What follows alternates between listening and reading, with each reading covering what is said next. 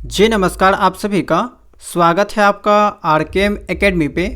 तो देखिए, teaching aptitude के क्लासेस को कंटिन्यू रखते हुए आज हम लास्ट यूनिट के अंतर्गत आने वाले एनसीएफ 2005 के बारे में बात करेंगे। ये आपका एक इम्पॉर्टेंट टॉपिक है और इसके अलावा आज के क्लास में ही हम लोग आरटी 2009 के बारे में भी डिस्कस करेंगे, यानी कि राइट टू एजुकेशन के बारे में। तो सबसे पहले एनसीएफ 2005 के बारे में जान लेते हैं। तो सबसे पहले तो इसका फुल फॉर्म आपको पता होना चाहिए। नेशनल करिकुलम फ्रेमवर्क 2005, ये इसका फुल फॉर्म है। अब ये क्या है, एक दस्तावेज है जो ये बताता है हमें कि बच्चों को क्या और कैसे पढ़ना है और कैसे पढ़ाना है। ठीक है, इसके बारे में ये जानकारी देता है। अब यहाँ पे एक शब्द आया है करिकुलम, यानी कि पाठ्यक्रम इसका हिंदी होता है। तो ये जो शब्द है वो आपका लेटिन शब्द से लिया गया है। लेटिन भाषा में एक शब्द होता है क्यूरियर, इससे लिया गया है और इसका अर्थ क्या होता है, दौड़ का मैदान, यानी कि रेस कोर्स। याद रखिएगा। आसान भाषा में अगर समझे तो जैसे दौड़ में एक रास्ता होता है, रेस में एक रास्ता होता है, उसी रास्ता में आपको दौड़ना होता है, वैसे ही पढ़ाई में एक रास्ता होता है करिकुलम, यानी कि आपका पाठ्यक्रम। बच्चा इसी रास्ते पर चलकर अपना लक्ष्य जो है हासिल करता है, अपना गोल जो है वो प्राप्त करता है, हासिल करता है। ठीक है, तो एक तरह से रेस का मैदान है ये, जिस पे दौड़ के बच्चा जो है अपना लक्ष्य की प्राप्ति कर सकता है। तो इतना जानकारी आपको पता होना चाहिए। अब एनसीएफ 2005 जो है कैसे बना, तो यह एनसीएफ ऐसी 2000 की समीक्षा जब होती है 2004 में, उसके बाद आपका ये आता है एनसीएफ 2005। ठीक है, एनसीएफ एसई 2000 ये भी आपका एक तरह से दस्तावेज है और इसकी समीक्षा होती है 2004 में। तो इसके बाद ही आपका जो है एनसीएफ 2005 बनता है। ठीक है, इसकी कमेटी के अध्यक्ष जो है आपका प्रोफेसर यशपाल थे। एनसीएफ 2005 के जो कमेटी के अध्यक्ष हैं वो आपका प्रोफेसर यशपाल है और इसमें 21 फोकस ग्रुप के बारे में जो है मतलब कि बनाया गया था। इसमें 21 फोकस ग्रुप जो है वो बनाया गया था। ये सब कुछ फैक्चुअल बातें हैं जो कि आपको याद होना चाहिए। अब देखिए, इसके ऊपर टैगोर का क्या विचार था। तो देखिए, एनसीएफ 2005 की शुरुआत टैगोर के विचार से होती है। इनका कहना था कि क्रिएटिविटी और खुशी ही बचपन की असली पहचान है। क्रिएटिविटी और खुशी ही बचपन की असली पहचान है। ये बात जो है वो इनका विचार था और इसी के ऊपर जो है वो आपका एनसीएफ 2005 आधारित है। कहने का मतलब ये है कि बच्चों को दबाव में नहीं बल्कि खुशी और रचनात्मकता से पढ़ाना चाहिए। आपने देखा होगा कि बच्चे जो है, बच्चों में क्रिएटिविटी पाई जाती है। अगर उनको खिलौने वगैरह आप दे देते हैं तो उनको तोड़ फोड़ करने का प्रयास करते हैं, कुछ नया चीज़ बनाने का प्रयास करते हैं। तो बच्चों में क्रिएटिविटी पाई जाती है और इस कारण से यहाँ पे कहा गया है कि बच्चों को दबाव में नहीं सिखाना चाहिए, प्रेशर दे के नहीं समझाना चाहिए, सिखाना चाहिए, बल्कि खुशी और क्रिएटिविटी के साथ उनको पढ़ाना चाहिए। अगर हम एनसीएफ 2005 का मुख्य विचार कोर कॉन्सेप्ट को समझें तो ये बिना बोझ के शिक्षा के बारे में जोर देता है, यानी कि एजुकेशन विदाउट बर्डन। और यही बात आपका यशपाल समिति का भी कहना है। यशपाल समिति का सबसे बड़ा विचार आपका यही है कि एजुकेशन विदाउट बर्डन, बच्चों पर ज़्यादा किताबों का बोझ नहीं होना चाहिए, रटने का दबाव नहीं देना चाहिए, जबकि इसके बजाय क्या करना चाहिए, तो समझकर सीखना, मज़ेदार पढ़ाई के ऊपर फोकस किया गया है। ठीक है, एक सवाल भी आपका पिछले वर्ष पूछा गया था कि यशपाल कमेटी का मुख्य उद्देश्य क्या था। तो उसमें आपका ये वाला ऑप्शन था, एजुकेशन विदाउट बर्डन, यानी कि बिना बोझ की शिक्षा, यानी कि ज़्यादा किताबों का बोझ जो है बच्चों के ऊपर नहीं देना चाहिए। लैंग्वेज के बारे में बात करें तो एनसीएफ 2005 को संविधान की 8वीं अनुसूची की 22 भाषाओं में बनाया गया है। मतलब कि हर बच्चा अपनी भाषा में इसको सीख सकता है, समझ सकता है। ठीक है, तो ये आपका कुछ बेसिक इन्फॉर्मेशन था एनसीएफ 2005 के बारे में। अब देखिए, इसके कुछ मार्गदर्शी सिद्धांत है, 5 गाइडिंग प्रिंसिपल है, पाँचों के बारे में आपको पता होना चाहिए। और ये जो टॉपिक है ना आपका बीएड एंट्रेंस एग्ज़ाम के साथ साथ कोई भी टेट का एग्ज़ाम अगर आप देते हैं, चाहे सीटेट हो गया, जेटेट हो गया, सभी जगह ये काम आता है। सभी जगह आपको इससे संबंधित सवाल देखने को मिल सकता है। तो देखिए, 5 यहाँ पे गाइडिंग प्रिंसिपल है। तो पहला यहाँ पे प्रिंसिपल ये है कि ज्ञान को बाहरी जीवन से जोड़ना।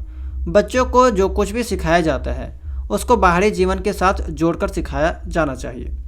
दूसरा है आपका रटंत प्रणाली से मुक्ति, यानी कि पढ़ाई को रटंत प्रणाली से मुक्त किया जाए। बच्चों को कोई भी चीज़ रटाया नहीं जाए बल्कि समझाया जाए। और मैंने अक्सर आपको कहा है कि ये जो आपका सब्जेक्ट है, यहाँ पे रटने वाला शब्द कहीं भी आपको देखने को मिलेगा। ठीक है, रोट मेथड कहीं भी आपको देखने को मिलेगा, हमेशा उसको नेगेटिव मानना है। 99% केस में वो हमेशा नेगेटिव होता है, ठीक है।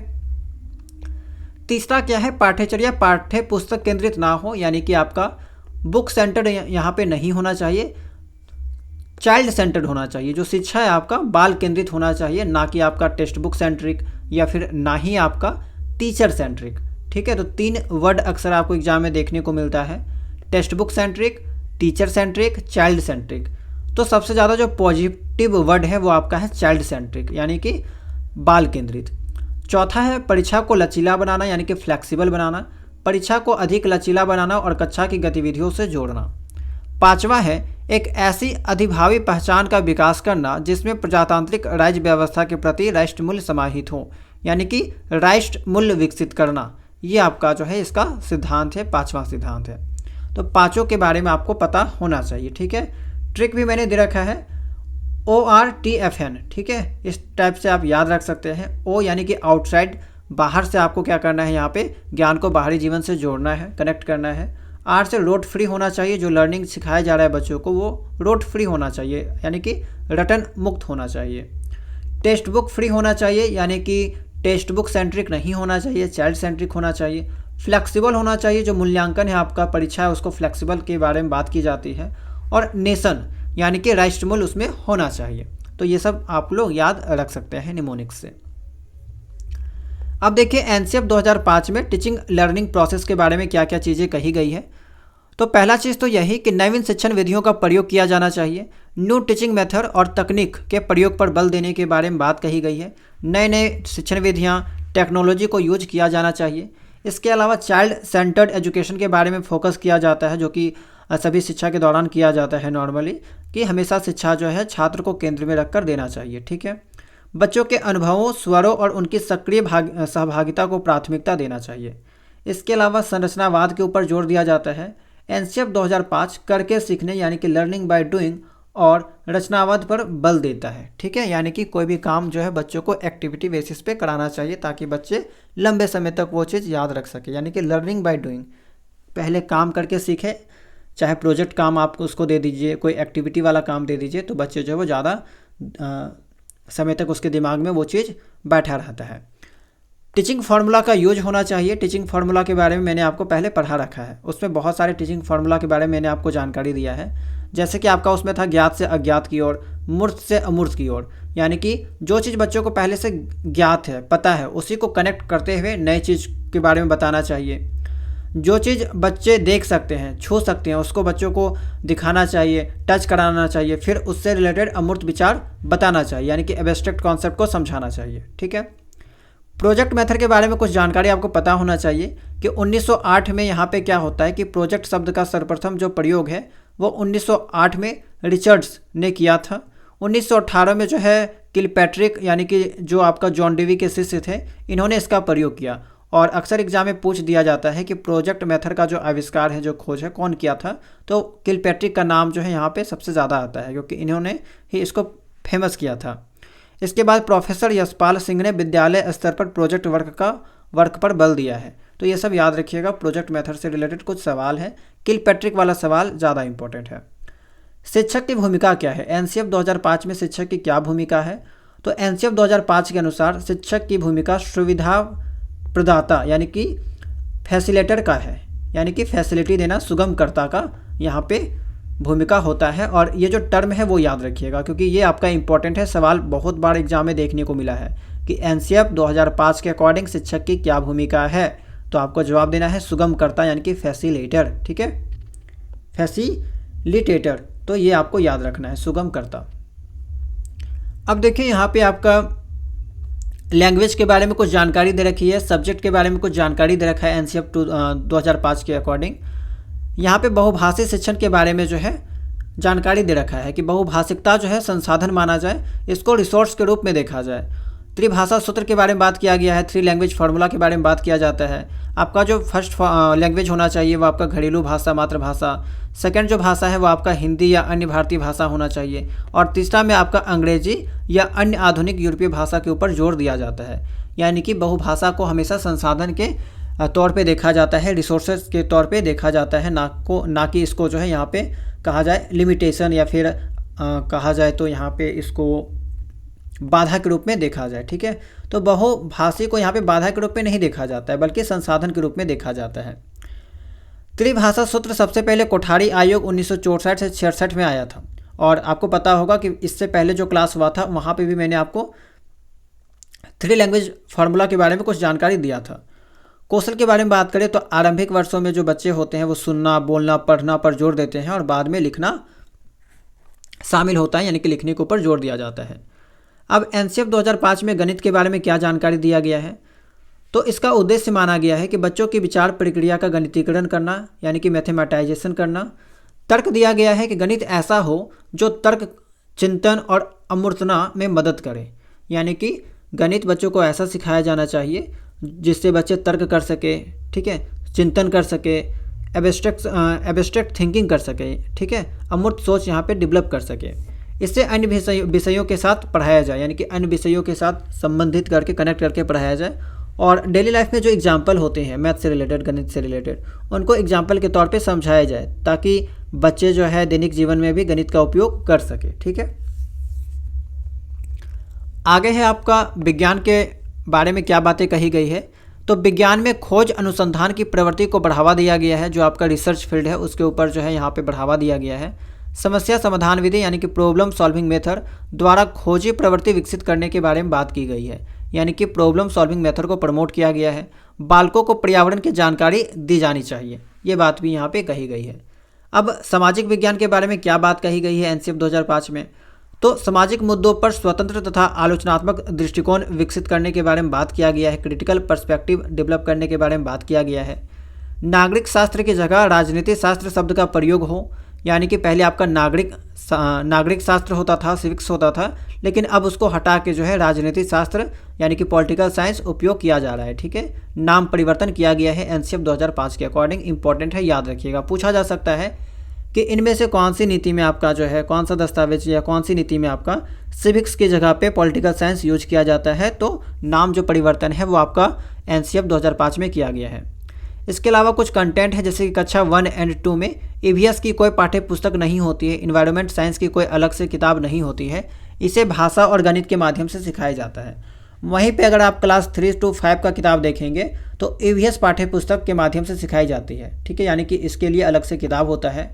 फिर अगर आप क्लास 6 to 8 के बारे में बात करते हैं तो इतिहास, भूगोल, राजनीति विज्ञान और अर्थशास्त्र आपका चलता है, और ईवीएस वगैरह भी इसी में शामिल हो जाता है। अलग से किताबें आपको देखने को नहीं मिलती है। ठीक है, और साइंस वगैरह में भी आपने देखा होगा कि ईवीएस को ऐड कर दिया जाता है। शांति शिक्षा के बारे में क्या जानकारी मिलती है, तो महिलाओं के प्रति आदर व जिम्मेदारी का दृष्टिकोण विकसित करना, न्याय और शांति के मूल्यों को बढ़ावा देने वाले फिल्में दिखाई जानी चाहिए, ये आपका एनसीएफ 2005 का कहना है। ओके, विद्यालय और कक्षा वातावरण के बारे में क्या जानकारी मिलती है, तो सबसे पहले तो समावेशी शिक्षा के बारे में बल दिया जाता है। इसके बारे में जानकारी दी जाती है कि विभिन्न क्षमता वाले अलग अलग पृष्ठभूमि वाले बालक को एक साथ बैठा के शिक्षा देना है। ठीक है, तो इसके बारे में आपको पहले से भी पता होगा, मैंने बता रखा है कि समावेशी शिक्षा क्या होता है। समय सारणी के बारे में कुछ इन्फॉर्मेशन दे रखा है एनसीएफ 2005 के अकॉर्डिंग कि आदर्श काल जो है आपका, आइडियल जो पीरियड है वो आपका 35 मिनट का होना चाहिए बच्चों को पढ़ाने का। शिक्षण दिवस आपका एक सत्र में 200 दिन होना चाहिए, एक साल में 200 दिन कम से कम आपका क्लास होना चाहिए टीचर के लिए बोला गया है। ठीक है, शिक्षण दिवस। शिक्षक का समय प्रतिदिन कम से कम 45 मिनट की समीक्षा के लिए, यानी कि कामकाज की समीक्षा के लिए होना चाहिए। ठीक है, प्रतिदिन कम से कम 45 मिनट। और आदर्श काल आपका 35 मिनट माना जाता है कि बच्चों को जो क्लास कराना चाहिए वो 35 मिनट कराना चाहिए कम से कम। ठीक है, सप्ताह में 1 घंटा पुस्तकालय अध्ययन के बारे में बात किया जाता है। विद्यालय में शिक्षा का समय 6 घंटे, पूर्व प्राथमिक के लिए 3 घंटे से कम ना हो।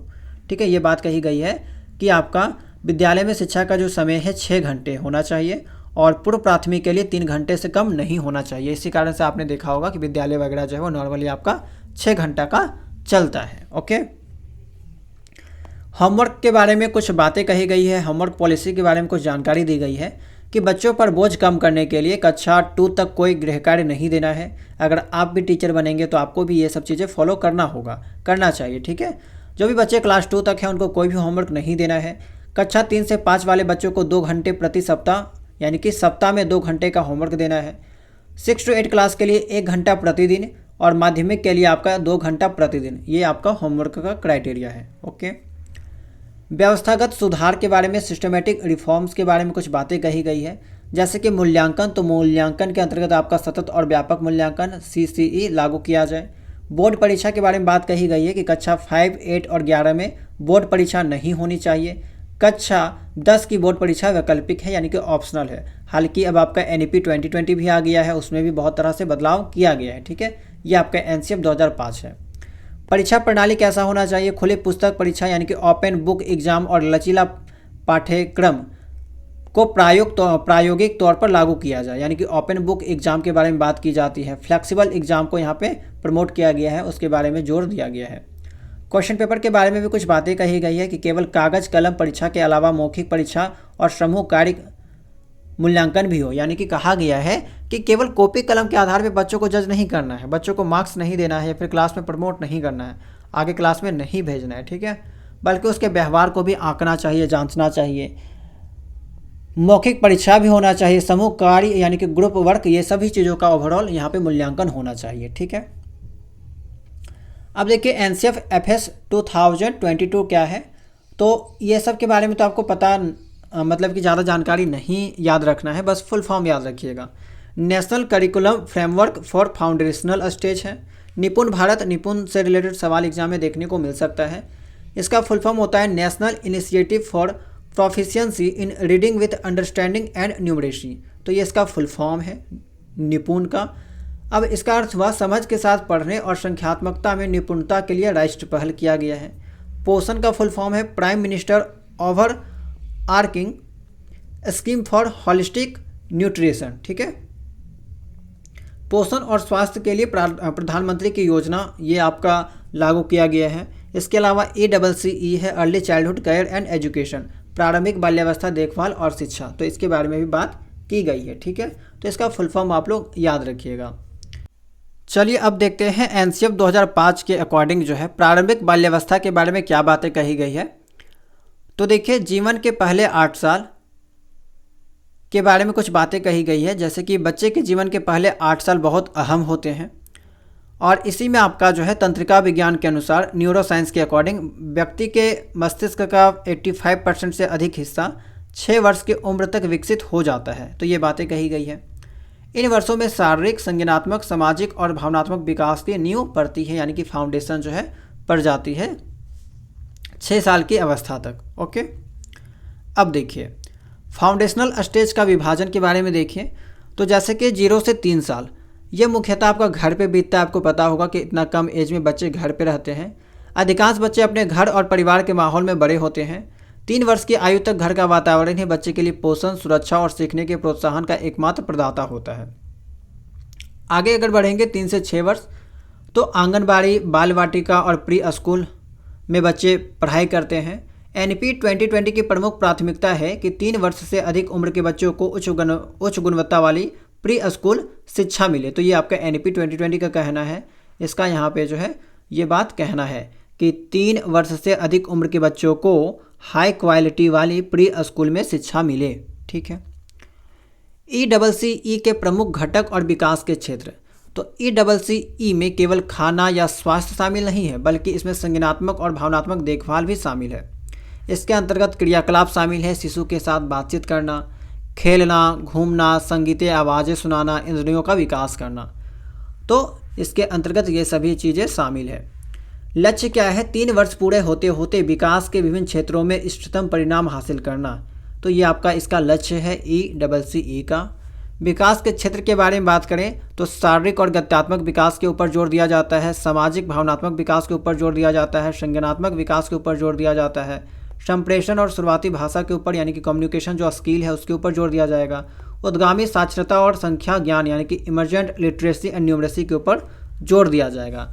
तो ये आपका ECCE का यहाँ पे जो है पॉइंट है, इसको याद रखिएगा NCF 2005 के अकॉर्डिंग। ओके, अब चलिए आगे समझते हैं यशपाल समिति यानी कि यशपाल कमेटी के बारे में बात करते हैं और ये आपका थोड़ा सा इम्पोर्टेंट भी है। तो सबसे पहले इसके इंट्रोडक्शन में अगर देखें तो इसके जो अध्यक्ष हैं वो आपका प्रोफेसर यशपाल है। रिपोर्ट का नाम जो है वो है आपका लर्निंग विदाउट बर्डन और इसी नाम से सवाल एग्जाम में आपको देखने को मिल सकता है। 1993 में आपका जो है ये समिति का निर्माण होता है और इसका जो उद्देश्य है वो है आपका स्कूली शिक्षा में सुधार करना।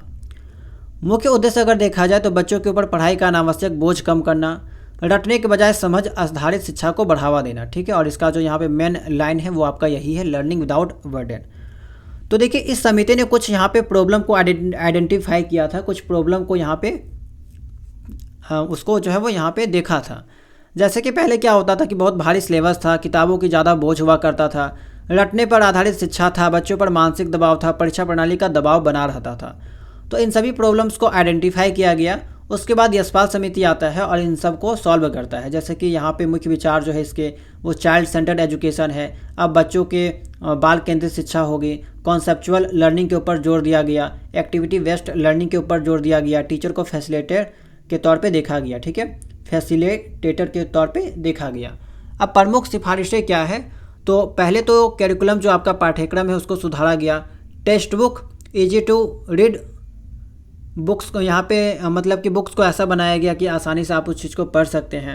इसके अलावा एग्जामिनेशन में रिफॉर्म किया गया है। टीचर टीचिंग मेथड यानी कि शिक्षण, नए नए शिक्षण विधियों का प्रयोग किया गया है। स्ट्रेस फ्री लर्निंग यानी कि तनाव मुक्त शिक्षा के बारे में बात कही जाती है, ठीक है। तो ये सब याद रखिएगा।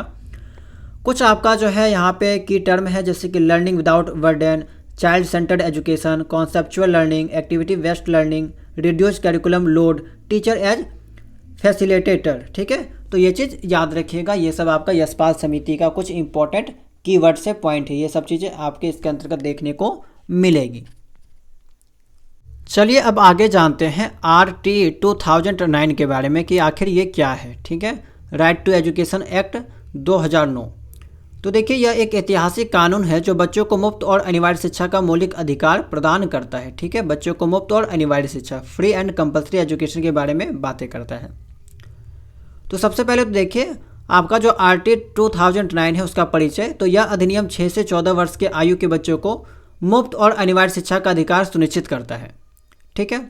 अब ये कब आया है, तो देखिए 2002 में क्या होता है, जब संविधान में आपका 66वां संशोधन होता है तो उसके तहत आपका जो आर्टिकल 21A है उसको जोड़ा जाता है और ये आपका शिक्षा का मौलिक अधिकार के बारे में बात करता है। फिर आपका क्या होता है कि RT 2009 जो है आपका 4 अगस्त 2009 को लोकसभा में पारित होता है, संसद में पारित होता है और उसके बाद 1 अप्रैल 2010 में ये पूरे भारत में लागू हो जाता है, लेकिन जम्मू कश्मीर को छोड़ के, ठीक है। तो देखिए भारत के संसद ने इस अधिनियम को 4 अगस्त 2009 को पारित किया था, इसीलिए इसे अक्सर RTE एक्ट 2009 कहा जाता है। देखिए नाम के पीछे जो 2009 लगा है उसके रीजन को समझिए।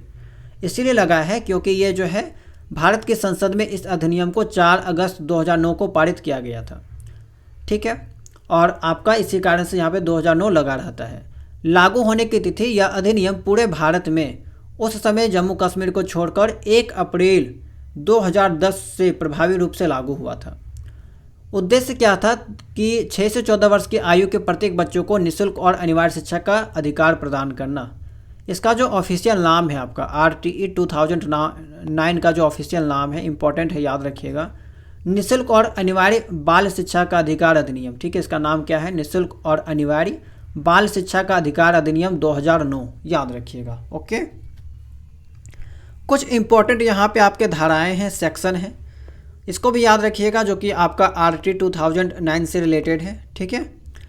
सेक्शन 12 में कहा जाता है कि प्राइवेट स्कूलों में 25% जो सीटें हैं वो आपका EWS के बच्चों के लिए आरक्षित होगी, याद रखिएगा। 25% जो सीटें हैं वो आपका EWS के बच्चों के लिए आरक्षित होगी। सेक्शन 13 में कहा गया है डोनेशन लेना मना है, उल्लंघन करने पर 10 गुना जुर्माना देना होगा। किसी भी प्रकार का जो डोनेशन है इसके अंतर्गत वो लेना मना है और आप अगर इसका उल्लंघन करते हैं तो 10 गुना आपको जुर्माना देना होगा।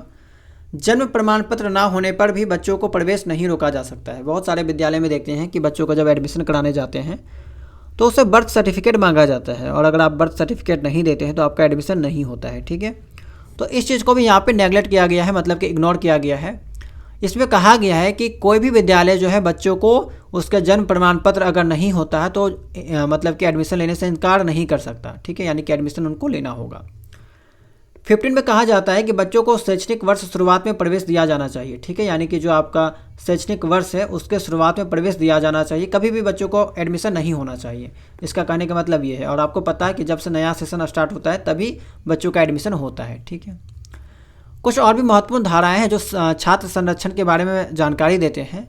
सेक्शन 16 है, कक्षा 1 से 8 तक किसी भी बच्चे को ना फेल किया जाएगा और ना ही निष्कासित किया जाएगा। इसी कारण से आपने देखा होगा कि विद्यालय में बच्चों को फेल नहीं किया जाता है, क्योंकि RT 2009 के अकॉर्डिंग इस चीज़ को मना किया गया है कि बच्चों को जो है फेल नहीं किया जाना चाहिए। कक्षा 1 से 8 तक किसी भी बच्चे को ना फेल किया जाए और ना ही क्लास से निष्कासित किया जाए। सेक्शन 17 में कहा गया है बच्चों को शारीरिक दंड और मानसिक उत्पीड़न देना पूरी तरह से प्रतिबंधित है, ठीक है, यानी कि बच्चों को शारीरिक दंड नहीं देना है। और इसी कारण से आजकल के बच्चों को पिटाई नहीं होता है, टीचर जो नहीं पिटाई करते। और क्या है, शिक्षकों के लिए और भी कुछ नियम है, जैसे कि सेक्शन आपका 24 है। यह धारा शिक्षकों के कर्तव्यों को निर्धारित करता है, टीचर के ड्यूटी को यहाँ पे डिसाइड करता है, निर्धारित करता है। उसके अलावा आपका जो सेक्शन 27 है, इसमें कहा गया है कि शिक्षकों को गैर शैक्षणिक कार्यों में नहीं लगाया जा सकता। केवल 3 अपवाद है, जैसे कि जनगणना में लगाया जा सकता है, चुनाव में लगाया जा सकता है, जब भी आपदा प्रबंधन आती है उस टाइम लगाया जा सकता है। इसके अलावा कोई भी गैर शैक्षणिक कार्य में नहीं लगाया जाना चाहिए सरकारी शिक्षकों को, ठीक है। अब देखिए, जो भी चीज़ें मैंने आपको बताया है, जो भी यहाँ पे सेक्शन इंपॉर्टेंट जो सेक्शन है, इंपॉर्टेंट जो धारा है, उसको आप ट्रिक से भी याद रख सकते हैं। जैसे कि 25% EWS से डोनेशन मत लो, बिना बर्थ सर्टिफिकेट के एडमिशन दो, उन्हें फेल मत करो और ना ही टॉर्चर करो। अब यहाँ पे ये अगर सेंटेंस अगर आप 2 से 3 बार पढ़ लेते हैं तो सेंटेंस तो आपको याद हो जाएगा। अब देखिए, यहाँ पे सब कुछ क्रम वाइज दे रखा है, 12, 13, 14, 15, 16, 17, ये सब क्या है, सेक्शन है। तो ऐसे आप लोग याद रख सकते हैं। इसको यहाँ पे डिटेल में भी मैंने लिख दिया है कि सेक्शन 12 में आपका EWS को 25% मतलब कि आरक्षण देने के बारे में बात कही गई है प्राइवेट स्कूलों में। डोनेशन के बारे में बात किया गया है कि डोनेशन आपको नहीं देना है, नहीं तो फिर जुर्माना लग सकता है। बर्थ सर्टिफिकेट के बारे में बात किया गया है कि बिना प्रमाण पत्र के प्रवेश आपको नहीं, मतलब कि बिना प्रमाण पत्र के प्रवेश हो सकता है। पहले क्या होता था कि नहीं होता था, लेकिन किया जा सकता है, करना होगा। एडमिशन के बारे में जानकारी दिया गया है धारा 15 में। इसके अलावा 16 में आपका फेल एंड एक्सपेल, यानी कि कक्षा 8 तक बच्चों को फेल नहीं करना है, ना ही एक्सपेल करना है, तो इसके बारे में जानकारी दिया गया है। इसके बाद बच्चों को किसी भी प्रकार का शारीरिक और मानसिक दंड नहीं देना है, ये आपका सेक्शन 17 में कहा गया है। तो इसको बार बार आप लोग पढ़ते रहिएगा, रिविजन करते रहिएगा, ठीक है। अब यहाँ पे और भी कुछ चीज़ें हैं, जैसे कि छात्र शिक्षक अनुपात PTR के बारे में कुछ जानकारी दे रखी है। पुपिल टीचर रेशियो के बारे में कि अगर आप प्राथमिक स्तर में पढ़ाते हैं तो मतलब कि 30 बच्चों पे एक टीचर होना चाहिए कक्षा 1 से 5 के लिए, ठीक है। अगर आप कक्षा 6 to 8 के लिए पढ़ाते हैं, यानी कि उच्च प्राथमिक स्तर पे पढ़ाते हैं, तो आपका जो है 35 बच्चों पे कम से कम एक टीचर होना चाहिए। 200 प्लस छात्र होने पर क्या करेंगे, अगर 200 प्लस छात्र हो जाएंगे तो 40 बच्चों पे एक टीचर होना चाहिए, जो कि आपका प्राथमिक स्तर पे लागू होता है। तो PTR इसके बारे में पता होना चाहिए कि कितना बच्चा पे कितना टीचर होना चाहिए। अब देखिए, आगे देखते हैं शिक्षक का कार्य समय एवं शैक्षणिक दिन के बारे में कुछ जानकारी आपको पता होना चाहिए कि शिक्षक का जो कार्य समय है वो आपका 45 घंटे प्रति सप्ताह, यानी कि एक सप्ताह में 45 घंटा होना चाहिए, ठीक है। प्राथमिक स्तर में बात करें तो न्यूनतम जो कार्य घंटा है वो आपका 800 घंटा होना चाहिए और न्यूनतम जो कार्य दिवस है वो आपका 200 दिन होना चाहिए। सेम अगर उच्च प्राथमिक स्तर में बात करें तो न्यूनतम जो कार्य घंटा है वो आपका 1000 घंटा होना चाहिए, ठीक है, और जो न्यूनतम कार्य दिवस है वो आपका 220 दिन होना चाहिए एक साल में। अब देखिए, विद्यालय प्रावधान एवं प्रबंधन के बारे में कुछ जानकारी दे रखी है कि स्कूल की जो दूरी है वो कक्षा 1 से 5 तक के बच्चों के लिए स्कूल 1 किलोमीटर के भीतर होना चाहिए, इससे ज़्यादा दूर नहीं होना चाहिए। प्रिंसिपल, यदि स्कूल में 150 से अधिक छात्र हैं तो एक प्रिंसिपल प्लस 5 शिक्षक होना चाहिए, ठीक है। अगर 150 से अधिक छात्र है तो एक प्रिंसिपल प्लस 5 शिक्षक होना चाहिए। अब जो विद्यालय होता है, विद्यालय प्रबंधन समिति, ठीक है, स्कूल मैनेजमेंट कमेटी, तो इसके जो अध्यक्ष है अभिभावक होता है और स्कूल के विकास का जो उत्तरदायित्व है वो आपका SMC का ही होता है, स्कूल मैनेजमेंट कमेटी का, ठीक है। तो याद रखिएगा कि स्कूल के विकास का जो यहाँ पे उत्तरदायित्व है वो आपका SMC का होता है, यानी कि स्कूल मैनेजमेंट कमेटी का होता है, विद्यालय प्रबंधन समिति का होता है, और इसका जो अध्यक्ष होता है वो अभिभावक लोग को ही बनाया जाता है, ओके। समावेशी शिक्षा के बारे में एवं विशेष आवश्यकता के बारे में कुछ इन्फॉर्मेशन दे रखा है। जैसे कि समावेशी शिक्षा के बारे में बात करें तो विशेष आवश्यकता वाले बच्चों को समावेशी शिक्षा के तहत मुख्यधारा के स्कूलों में पढ़ाया जाता है। ठीक है। कक्षा कक्ष की संरचना तो आरटीई लागू होने के बाद कक्षाएं आयु के अनुसार अधिक समान बनाई गई, यानी कि एज के अकॉर्डिंग जो क्लासेस को बनाया गया, फ्रेम किया गया, बनाया गया। क्योंकि पहले क्या होता था कि एक ही क्लास में आपका हर बच्चे बैठ जाते थे, क्लास 2 के भी, 3 के भी, 4 के भी, 5 के भी। लेकिन अब उसको जो है यहाँ पे ठीक कर दिया गया और कक्षाएं जो है आयु के अनुसार अधिक समान बनाए गए।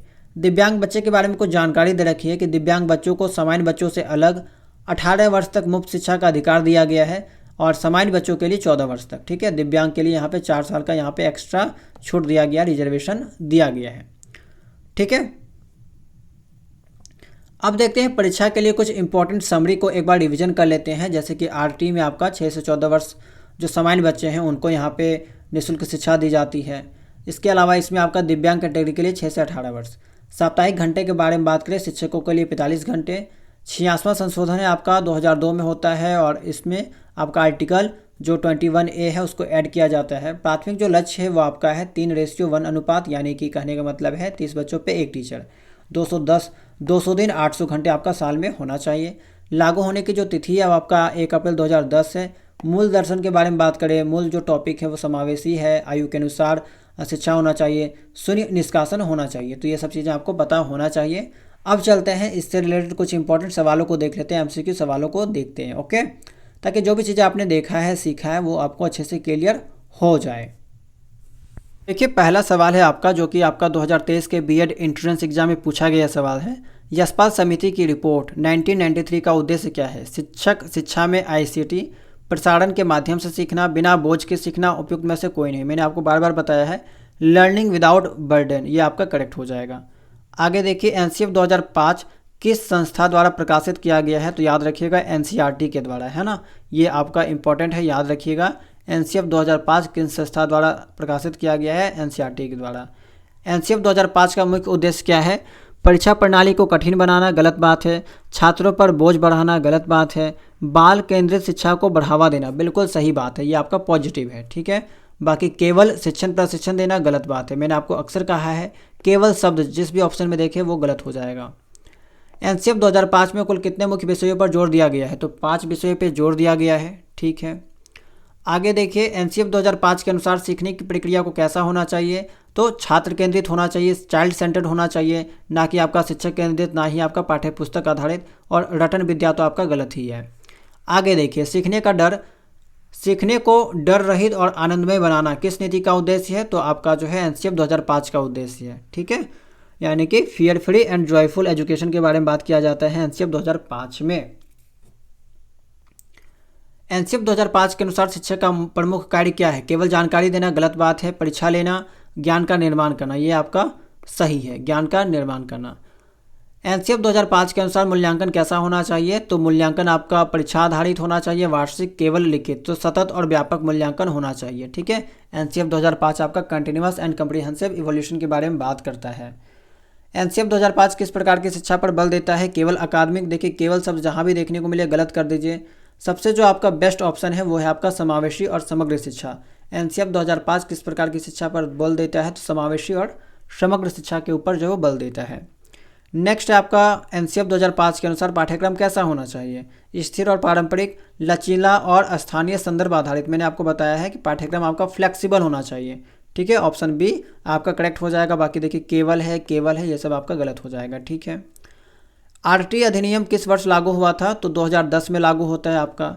ठीक है। 2009 में आपका पारित होता है, लेकिन लागू जो है आपका 2010 में होता है। ओके। आरटी अधिनियम किस आयु वर्ग के बच्चों को निःशुल्क और अनिवार्य शिक्षा की गारंटी देता है?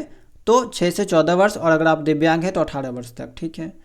आरटी अधिनियम के अंतर्गत निजी विद्यालयों को कितने प्रतिशत सीटें आर्थिक रूप से कमजोर वर्ग के लिए आरक्षित करनी पड़ती है? तो 25% सीट। ठीक है। ऑप्शन डी आपका करेक्ट हो जाएगा। आरटी अधिनियम भारत के संविधान में किस अनुच्छेद के तहत लाया गया है? तो आर्टिकल 21A के तहत लाया गया है। 14 का आपका बी करेक्ट हो जाएगा। आरटी अधिनियम के तहत शिक्षा किस प्रकार की होनी चाहिए? केवल सरकारी, गलत बात है। केवल अंग्रेजी माध्यम में, मुफ्त और अनिवार्य, ये आपका सही है। ठीक है। आरटी अधिनियम के तहत शिक्षा जो है आपका मुफ्त और अनिवार्य होना चाहिए। आरटी अधिनियम के अंतर्गत किस कक्षा तक शिक्षा की गारंटी दी गई है? तो क्लास 8 तक। ठीक है। क्लास 8 तक जो है आपका निःशुल्क शिक्षा के बारे में बात कही जाती है। आरटी अधिनियम में शिक्षा का अधिकार किस प्रकार का अधिकार है? तो संवैधानिक अधिकार है। ठीक है, संवैधानिक अधिकार है, ऑप्शन ए करेक्ट हो जाएगा। इसके अलावा आरटी अधिनियम के अनुसार प्राथमिक कक्षाओं में शिक्षक और छात्र का अनुपात क्या होना चाहिए? डिटेल में मैंने आपको बता रखा है। यहाँ पे जो अनुपात है वो आपका 30 बच्चों पे एक टीचर कम से कम आपका होना चाहिए। आरटी अधिनियम किस प्रकार के बच्चों को भी शिक्षा का अधिकार प्रदान करता है? तो विकलांग, वंचित वर्ग, आदिवासी, सभी बच्चों को यहाँ पे शिक्षा प्रदान करता है। आज के क्लास का आपका लास्ट सवाल है ये आपका, आरटी अधिनियम लागू होते समय भारत के राष्ट्रपति कौन थे? एपीजे अब्दुल कलाम, प्रतिभा पाटिल, प्रणब मुखर्जी, रामनाथ कोविंद। इसका जवाब आपको कमेंट सेक्शन में देना है। ठीक है, तो देखिए ये आपका जो है यूनिट 8 का टॉपिक था और कभी कभी यहाँ से सवाल देखने को मिल जाता है। हालांकि बहुत कम सवाल आपको यहाँ से देखने को मिलता है, लेकिन चूंकि आपके सिलेबस का हिस्सा था इसी कारण से मैंने आपको जानकारी दे दिया है। और अगर आप यहाँ पे शिवांगन पब्लिकेशन का किताब देखेंगे तो वहाँ पे आपको आरटी 2009 को काफ़ी डिटेल में समझाया है। ठीक है, और वहीं पे अगर आप अरिहंत पब्लिकेशन का किताब देखेंगे तो उसमें से ये सब टॉपिक को गायब कर दिया गया है। ठीक है, एनसीएफ के बारे में भी जानकारी नहीं है, आरटी 2009 के बारे में भी जानकारी नहीं है, तो बहुत सारे टॉपिक को गायब कर दिया गया है। तो आपको जो भी चीज़ें बताई जा रही है उसको अच्छे से पढ़ते चलिएगा, समझते हुए चलिएगा, आपका जो है एग्जाम में अच्छा मार्क्स आ जाएगा। ठीक है, क्योंकि ये सब आपके सिलेबस का ही हिस्सा है और मैंने बहुत सारी किताबों का स्टडी किया है, उसके बेसिस पे नोट्स तैयार किया जाता है और फिर आपके साथ साझा किया जाता है। तो जो भी चीज़ें आपको यहाँ पे समझाई जा रही है अच्छे से इसका प्रयास कीजिएगा। ठीक है, समझने का प्रयास कीजिएगा। तो चलिए इस वीडियो में इतना ही। उम्मीद करते हैं कि जानकारी आपके लिए काम की रही होगी, क्लास आपको पसंद आया होगा। और अगर आप लोग चैनल में नए होंगे चैनल को सब्सक्राइब कर लीजिएगा, बेल आइकन को ऑन कर लीजिएगा। और अगर आप टेलीग्राम चैनल से नहीं जुड़े होंगे तो ज्वाइन कर लीजिएगा। ठीक है, चलिए मिलते हैं हम लोग नेक्स्ट क्लास में किसी नए टॉपिक के साथ।